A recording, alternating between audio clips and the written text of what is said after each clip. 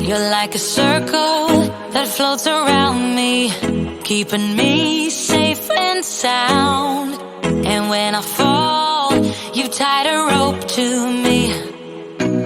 You're blessing me every day. Hello, everyone, and welcome to Building Block to Blossom. Thank you so much for tuning in with me today. And I would like to share our time together with a topic, faith like a chair. One morning, I had a vision before I got ready to go to work, and that vision was of me walking into my office and sitting down comfortably in my office chair. And that was simply the vision. I woke up out of it and I just began to just meditate and reflect on that vision and what it could possibly mean and why it stood out to me.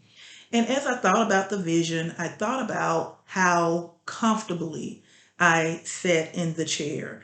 I had no fear, I had no reservation, I didn't try to check it out before I sit down in it. I just comfortably sit down in it as though I knew that it could hold me up. And the more that I meditated on that and I didn't worry about the strength of the chair, I was comfortable that it could hold my weight. And how did I know that it could hold my weight? Because I have sat in that chair several times. So it's been tested and it is sure that it could hold my weight. And so I had no reservations about it. And so as I thought about that vision, it became a symbolic revelation to me that that's what trusting God with my life looks like.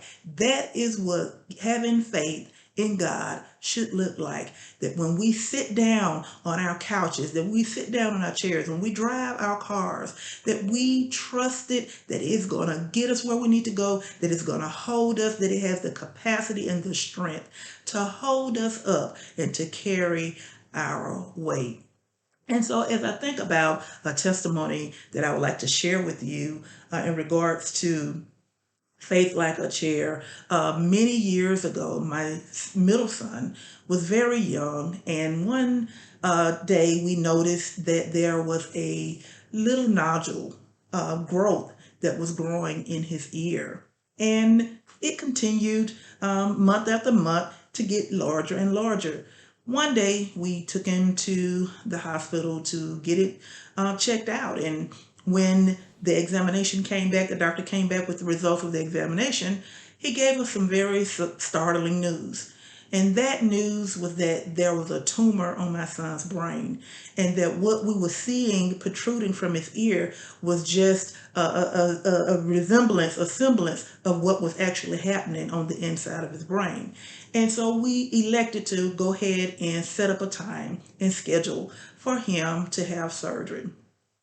Well, when that time came, we got up early that morning to get prepared to go in for surgery. And I do what I usually do. I get up and I pray and I take it before the Lord and just praying for God's guidance, praying over the doctors and praying that it'll be a success. And I heard the soft, gentle voice saying to me, "Do not let him be cut." And I pondered on that and I kept hearing that repeatedly. Do not let him be cut. So I got off my knees and I went and shared it with my husband and I said, "Honey, during my prayer time, I heard the voice of the Lord, and I believe it was the voice of the Lord saying, do not let Marquez be cut. Do not have the surgery." And I struggled with it and I asked him, what did he think? And he told me, he said, "Honey, if you believe that it was the Lord that was speaking to you to not let him be cut," then he said, "Don't let him be cut. Let's not do it." And so we decided to cancel the surgery. I was nervous on the inside because it weighed on me so heavily, but yet I knew that my son still had a tumor on his brain. But yet I trusted the voice that I believed was the Lord speaking to my heart, saying, do not let him be cut. And we proceeded to cancel the surgery. Lo and behold, 2 to 3 weeks later, I was coming home from visiting with my mom, and my husband was in the living room watching TV, and my son was laying on the couch asleep. And I was getting ready to go into the bedroom, and my husband said, "Oh, by the way, that little knot in Marquis's ear is gone." I looked at him like, "What are you talking about?" And I looked in my baby's ear, and it was as if someone took a little scoop and scooped the little knot that was protruding out of his ear. It was like a clean scoop. It wasn't even blood or scalp. It was a clean scoop.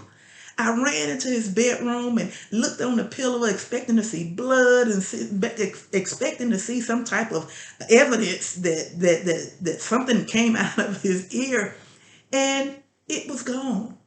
God healed my son of the tumor. He did the surgery sometime during the night supernaturally, and my son no longer had the tumor on his brain. So what am I telling you? What am I testifying to you about?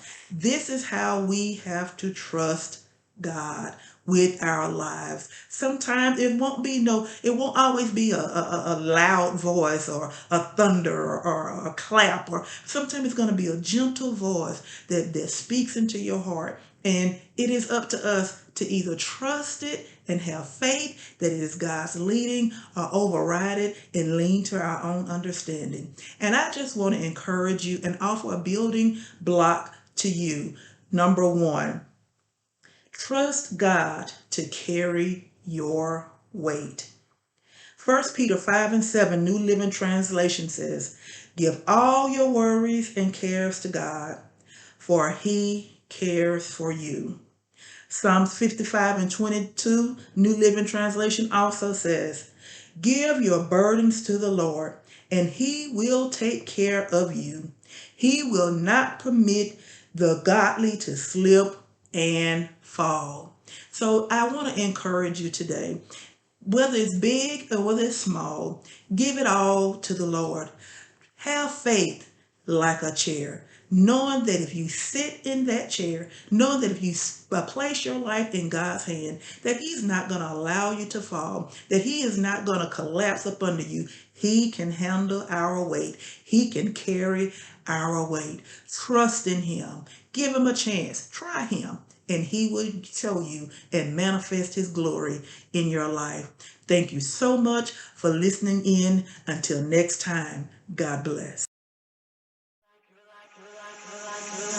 You're like a circle that floats around me, keeping me safe and sound. And when I fall, you tied a rope to me. You're blessing me every day. I was down with an illusion, like a sparrow with broken wings, but now I shine with your reflection on